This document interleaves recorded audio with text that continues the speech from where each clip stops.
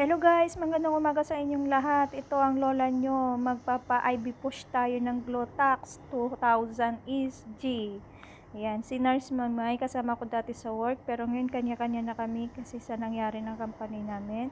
So eto na guys, ang gaan ng kamay niya. I-push na natin to para gumanda yung balat natin at matanggal kung ano yung kaitim-itiman lalo na sa kasingit-singitan. Syempre pwede ka nang magtupis. Charot! Huy, tupis talaga. I-winter na. So ito na nga guys. Tingnan natin yung difference after 1 month or 2 months. Kasi gagawin natin to once a week. Kasi guys, syempre, ang sarap kaya magtupis, no? Dahil winter na, pwede ka nang magtupis dahil hindi na masyadong mainit sa katawan. Syempre, pag December, hindi ka na pwedeng magtupis kasi malamig naman na sobra. So, titingnan natin yung difference, guys, after 2 months.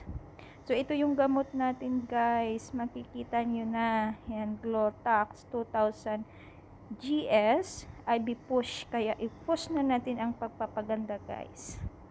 Kailangan din na naman natin yung sa self natin para, syempre, may confidence tayong humarap sa mga, syempre, sa mga magaganda. Charot, kasi hindi tayo kagandahan. Yun lang. Uy!